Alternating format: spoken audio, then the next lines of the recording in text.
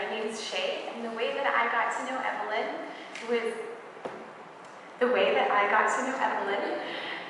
at Starbucks every week for a couple of years with many people who were in this room. We cycled in and out of that group different times. Evelyn was a mother to many in that group. There were so many ways that Evelyn was successful in so many communities, but her greatest joy was to talk to people about where she found life. And it wasn't in her success that everybody else could see. The greatest place that she found joy and that she found life was in her relationship with her Father, her Heavenly Father. And in that group, I learned to pray. I think we all did. We learned to pray for the communities who were so close to us. I want to begin just by saying Tita Faye and all of Evelyn's family who are here today. Evelyn held us close like family. She would call us sis. I can't do her voice like Pastor Jay can. But I know that she could only bring us in so close as family because she had such a close family. So thank you. Thank you for how you gave us Evelyn to be here in Toronto with us, and how she got to show us the way of Jesus here. And I know that she did that for each one of us in small ways or big ways. Evelyn's life really was a reflection of Jesus. I know that because in the days since she's passed away, some of my deepest comfort has been revisiting songs and scriptures that we've looked at together, and there's so many. And I invite you, if you want to remember Evelyn, you can find a lot of her in the Bible. She followed Jesus in that way. We know that Evelyn was strong. We know that she was adventurous. We know that she never gave up. And those were probably the most heated arguments we would have. She'd be like, Shay, don't give up. I'm a little bit more prone to it, a lot more prone to it than Evelyn is. And she was loving. She loved so deeply. And she loved many of us. I had, actually all of us, but many communities.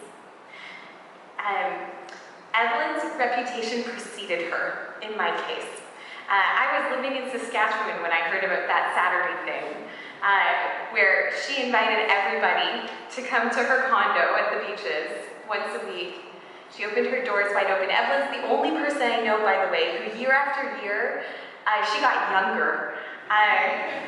She just seemed to grow in energy and being able to connect with people across many generations. In that life group where she mentored so many of us, she taught us the ways of Jesus. She showed us how she followed Jesus. And there was a depth of hospitality that she carried. It didn't matter if we were in a Starbucks or in a really cramped condo or where. Evelyn made home for people. I know that here today there are so many friends from different places, and I want you to know that she prayed for you.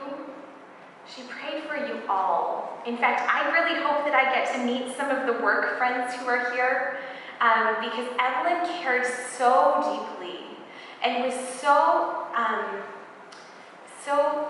she was filled with so much respect for many of the work colleagues who she would just share stories about the wonderful things that were happening at work, and sometimes the hard things, because those happen too. But she cared very deeply for all of the workplaces that she was in during the time that I got to hear from her. Also, for her New York friends, we would hear so many stories in that group. I think there's a lot that we got to learn from Evelyn about faithfulness in being present over the long time, through the thick and thin, about perseverance. Her biking friends, we would see the pictures and hear the stories of the great expeditions. Her science friends, I don't even know what that means exactly, but the friends who she'd talk about and I imagine discuss a lot of things. Evelyn loved so many and so deeply. The stand-up paddleboarding friends. I'm not sure if any of you are here today, but there were so many ways that we got to interact with Evelyn and that Evelyn interacted with us that we were left unchanged. And Evelyn was the first person to say that it wasn't her. It was the Spirit of God in her. And we can continue to see the Spirit of God even as Evelyn has departed from this world.